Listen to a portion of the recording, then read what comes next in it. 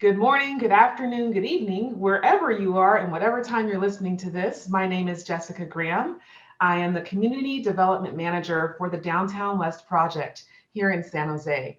I'm joined today by Deborah McKoy and Patricia Reguerin. They are two fantastic women leaders who are going to talk to us today about youth engagement in the development and real estate planning process. Before we get into that and some formal introductions, however, I have an icebreaker question. Ladies, why don't you share with us, what was your favorite subject when you were in 8th grade? I'm going to defer to our principal on the line and then I'll follow. Yeah, that's a really good question, a very telling question, because I don't remember much about 8th grade. And I don't think I was very enthusiastic in 8th grade about a certain subject, which is very interesting for me to kind of reflect on now. But I know that I really enjoyed any time that I got to be creative in class and create something using being able to draw, being able to put a model together or something like that. Those were the things that always stayed in my mind, but not necessarily a particular subject. So that's really interesting for me to just even reflect upon. Awesome, thank you. What about you, Deb? Yeah, it's an interesting question. I think 8th grade holds either the best memories or the hardest memories for so many of us. And as I started to say, if I think I was in your school, in Escuela Popular in San Jose, I think I would have much better memories. But I was in New York City, just moved from New York, actually the suburbs. And I think theater. I think my biggest memory of what I remember, which is what I'll say, is I was in Bye Bye Birdie. Like, that's my memory of 8th grade. And I promise not to sing, so we'll keep focused on community development. I love it. So we've got creativity and arts and then theater. I was actually an avid reader. I was a voracious reader. I remember I would just completely finish a novel in a weekend, and my parents would take me to the library and they were just like, we can't keep buying you books because you just completely churn through them. And so I think English was one of my favorite subjects in 8th grade, and I loved the idea of I fancied myself a little poet and I had little poems, and that's something that I remember as well. But you're right, 8th grade is really hard, and it's actually part of what brings us here together is the fact that we've been working together on a project with some 8th grade students. So let me do a little, just for our listening audience, let me give them a little bit of context of who you are as professionals and introduce you with your bios, and then we'll get into the conversation.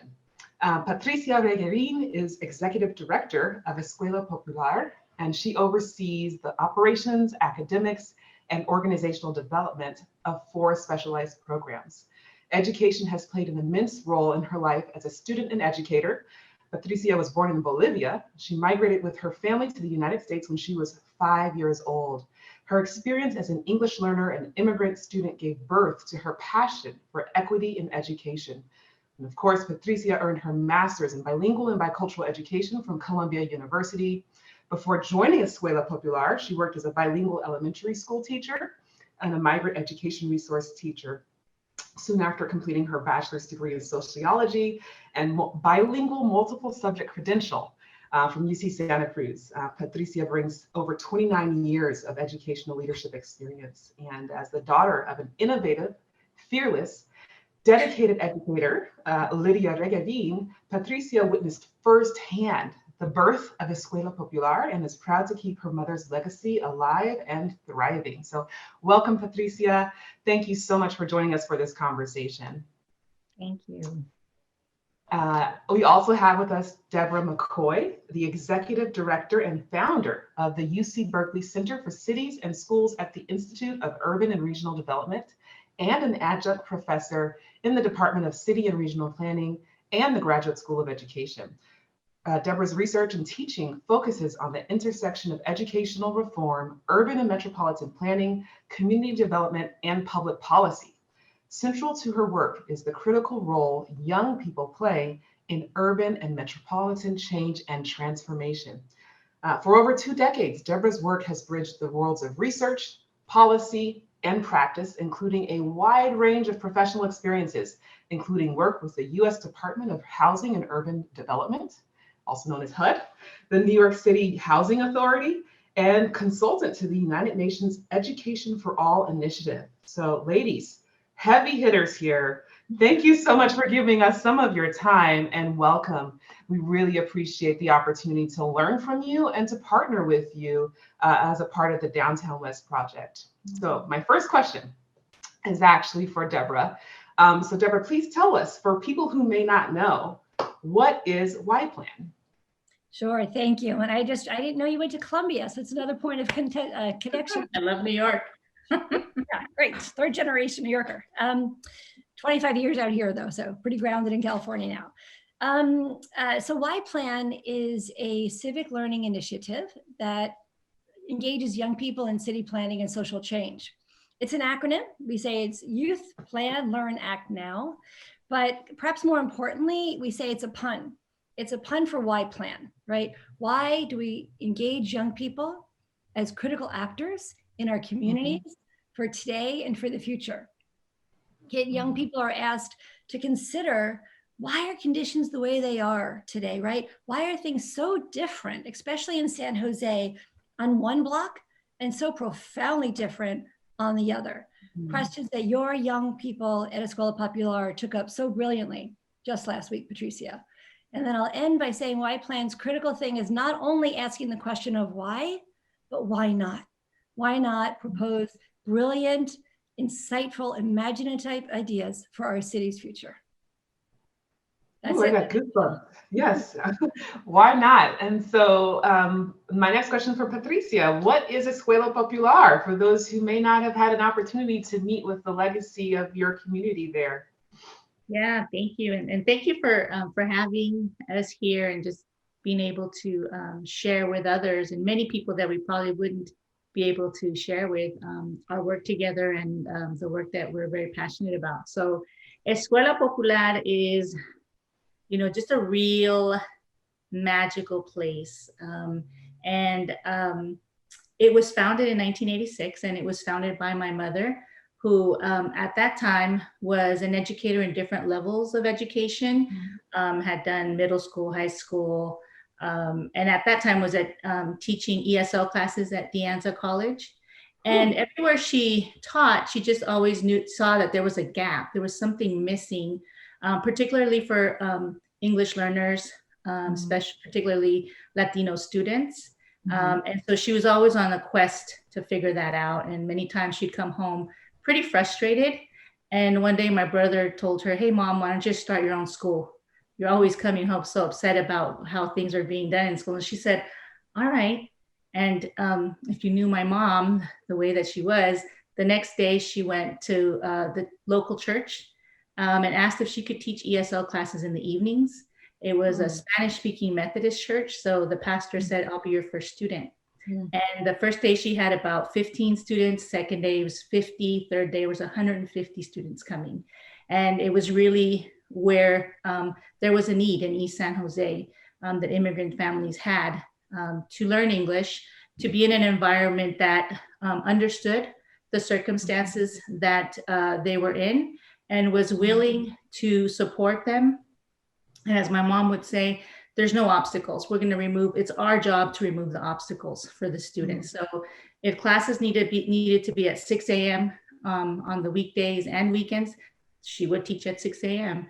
If it was at 8 p.m., it would be at 8 p.m. And so that's the essence of Escuela Popular and what she taught us to do, not only myself as her daughter. So she would bring me along with her to take care of the kids while she taught the ESL classes in the beginning. And later she began to develop her own teachers, which we call our homegrown teachers. So former students, alumni students who could teach the newer students. And that's how Escuela Popular operated for many, many years and was serving thousands and thousands of families in churches, in renovated storefronts, in what we lovingly call the bodega, which was a warehouse that was transformed into classrooms. Any space that we could find to provide this service. That's what Escuela Popular has been doing. And we've been fortunate that now we have a pretty permanent campus on White Road which is almost 8 acres, and it's almost the right fit for us. I think we could continue to grow, and we need to kind of see where we can go next. But it's been the space that has allowed us to serve the entire family. So we have TK, or actually we provide free childcare. So we have 6 months to grandparents that can come to the school. We're open from 7:30 in the morning to 11 p.m. at night. So there is no excuse or reason why a student couldn't come and acquire the skills they need to be successful, which is what the immigrant community really wants to do, and has shown to be very resilient, very resourceful in order to do that. And that's our job. Our job is to be there to provide the space and the opportunity, and to partner with our community in doing that. Wow, you just answered my next question, which was, I think you answered it, which is what makes your program distinctive. But I think you've shared that. I don't know if there's anything you want to say about the learning objectives and the structure of the ages and the grades that you're serving. But I thank you. That's helpful. Yeah, I'd love to add a little more. One of the unique things about Escuela Popular that I really enjoy is that we don't look at deficits. We don't look at our students at what they don't have, or the gap that they're not having enough of, but more so, what are they bringing in? How can we build on top of that, right? So most want to make sure that they acquire English, they get their high school diploma. For the younger students, they're learning English and Spanish, so that they don't have to sacrifice their Spanish to learn English, and can be bilingual and biliterate. And that there's a cultural aspect too, right? Where families want to preserve cultural traditions. And so we also are able to do that. And our staff is reflective of our students, which I think is another unique thing, where they can see people that look like them teaching, leading the school, in every aspect of the school. And I think just being able to value what you bring in and how we can build on top of that is really important. And our name is Escuela Popular. If you translate it, it's popular school. In Spanish, popular does not only mean to be popular, but it means of the people. So it's made of the people for the people. And it was really inspired by my mother's work with Paulo Freire. So she was a student of Paulo Freire, who is a Brazilian educator and philosopher. And part of what stood out to me about how she worked within what he taught her was that one part was that you don't just teach a student to read the word, but you teach them to read the world, right? So it's about not only becoming literate, but becoming literate in many other aspects of how the world functions and how you can be an active participant of providing the solutions that your community needs. And that's what Escuela Popular has been doing. We do it. It's not just in a theoretical, framework, but that's the practice. And that's what I think Deborah can say she felt and has seen when you go into the school. That's what you can really see, that type of work happening. And that's why I love working where I work and being able to be in that environment on a daily basis. Wow, what an incredible legacy. Thank you for sharing. I got chills when I heard you talk about Paulo Freire, because I remember when I discovered, I have a background I was an AmeriCorps alum, and I spent some time in public schools, and I remember discovering, pedagogy of the oppressed, and in my early 20s, just all the lights going off and all the things that I'd personally experienced myself as a Black woman in education, but my mother also being a teacher like yourself, Patricia, and just like seeing dots connected in, the research and the literature, but then also in the community, right? And I think that what you're talking about, that fabric of trust and meeting people where they are and creating accessibility, really responding to the need to be, I love bilingual and biliterate, right? Like cueing that, like those are separate but equally important things. And then the power of being able to learn in a space that's culturally relevant for you. Which brings me to why we're all here together in this virtual space having this conversation. The Google Downtown West team continues to reach out to different members of the community for feedback. And what's bringing us all together is that we were able to host a project with Escuela Popular and the students there and the YPlan organization and project plan to be able to provide feedback to our project. And so it's been such a pleasure to be able to connect with the students and hear their questions, hear their ideas, hear their concerns. And as eighth graders, I've been really impressed with them, but not at all surprised because I knew about the brand of Escuela Popular and I knew about the power of YPlan. So maybe Patricia or Deborah, both of you, tell us a little bit more about why you chose each other. Why did YPlan choose Escuela Popular and why did Escuela Popular say yes to YPlan? Patricia, do you want to share? Sure. So I was fortunate that I was attending a conference and I happened to arrive to the airport and meet a professor from UC Berkeley. And we decided to share the taxi to the conference and we started talking. She learned about Escuela Popular and I learned about the work that she was doing. But when she returned to UC Berkeley, when I believe she works closely with YPlan, she recommended that YPlan reach out to us and see if we're interested in working with them. And that was, that I feel so good that I got on that taxi because it was so beneficial for us to find a partner like YPlan because it allowed us to further the type of educational experiences we want our students to have through YPlan. Through their methodology, through the way that they talk about issues with students. And our eighth graders, we wanted them to have, leaving the elementary school setting, we wanted them to have a legacy project, something they left behind. And so they loved it because of the way that YPlan works with students. I loved it. I go to every presentation and I'm just always inspired and wowed and just reminded again, it's like the youth, they have the answers.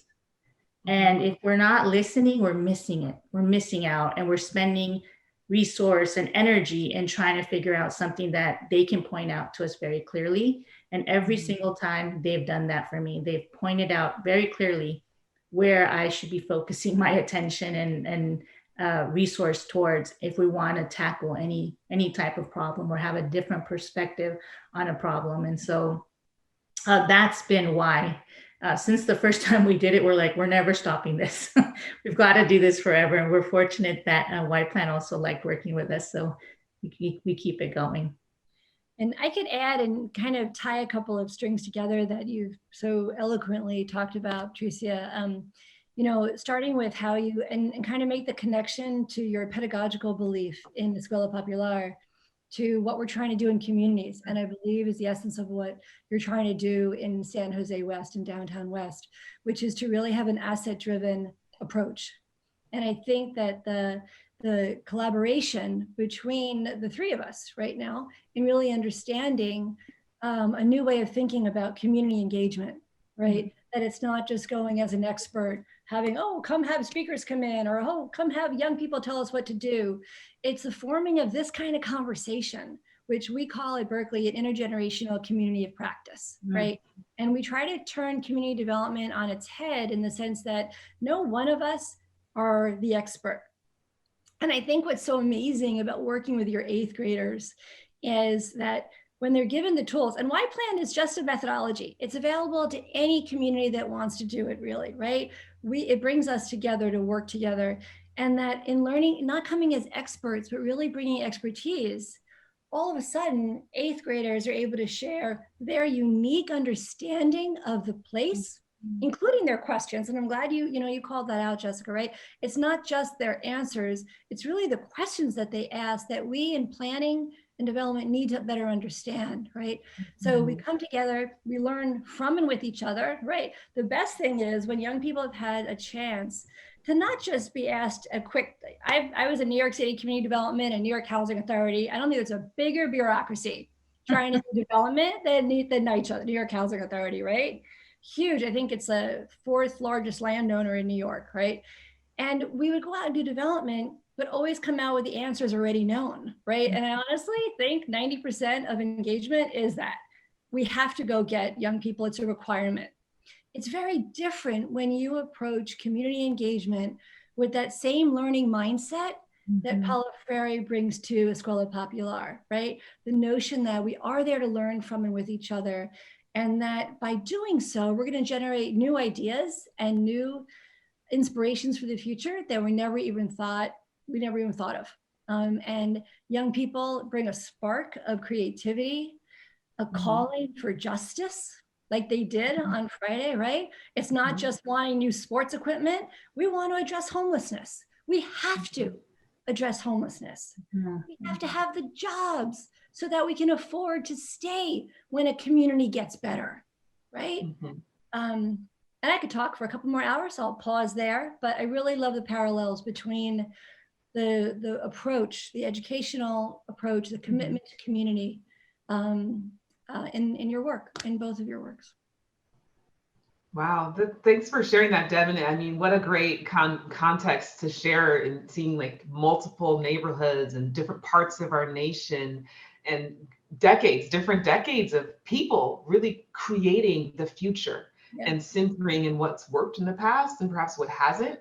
And I think that the beautiful thing about youth engagement is that, they always say out of the mouth of babes, but just the power in the simplicity and the elegance and their questions. It can challenge even the most sophisticated developers to go, oh, you're not asking like a surface level question. You're like getting to the core heart of the issue. And so I would love to hear, Deborah, if you could share a little bit more about the changes you've seen over time around attitudes and thoughts around community feedback. You touched on it a little bit, but I don't know if you have anything else you want to share around like what people think it is and what people think it isn't, or what you've seen over time in different neighborhoods and different projects.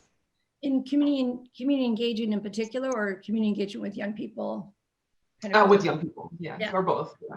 Yeah, I mean, I think it builds on a lot of what we were saying. I think that just as you just articulated, it really is a humbling process, right? And I think we at Berkeley love pumping out experts, right?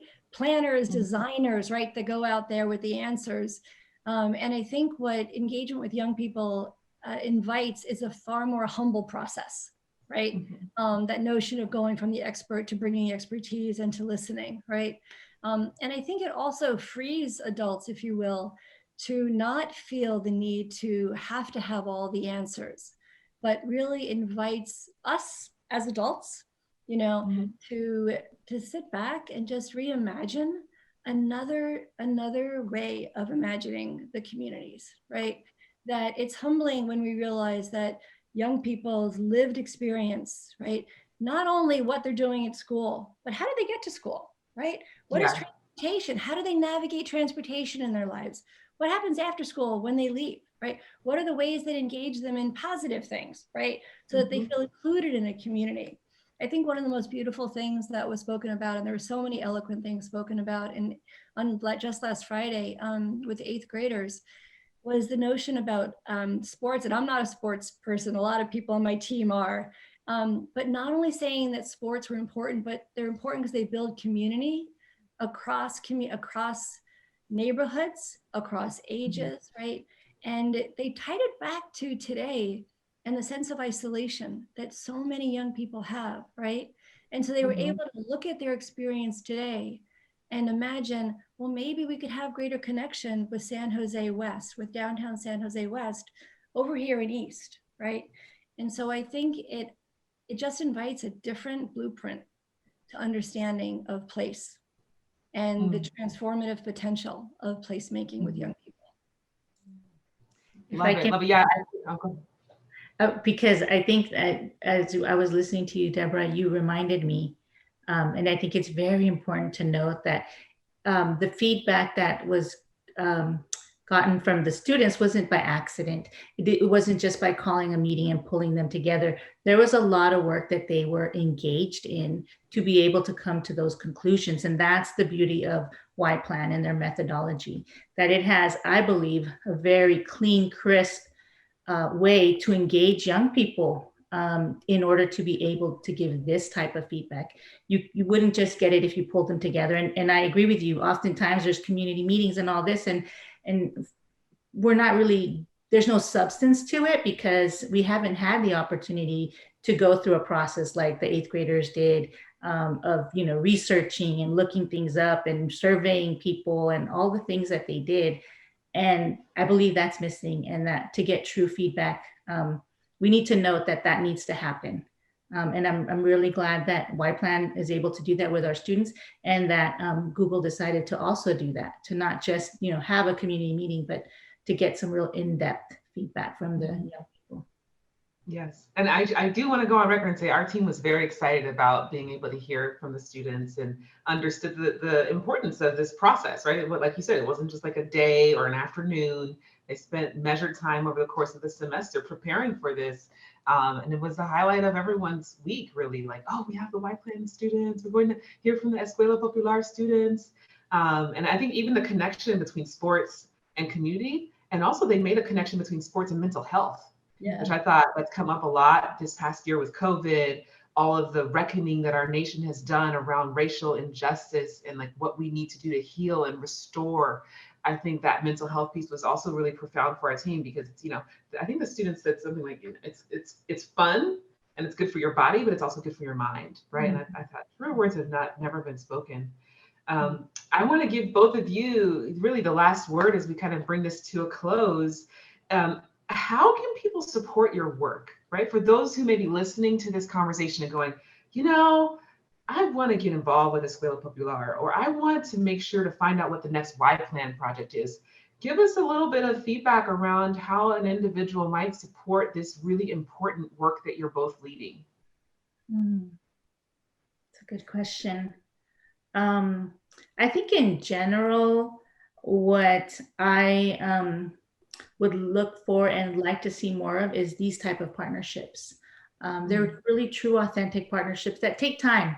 So it's not necessarily a one time or, I come and do this for a day or a week or anything, but we're building relationships through the partnership and using each other's resources and expertise to do something that is only going to further engage and bring out the expertise of the people that we're working with. So Escuela Popular, I say if anything can work at Escuela Popular, it can work anywhere, because you'll have some of the most folks that have the most challenges, but are most resilient and most resourceful. And so I think partnership opportunities to build further relationship, to get to know our organization in a deeper way, and for us to do the same with others.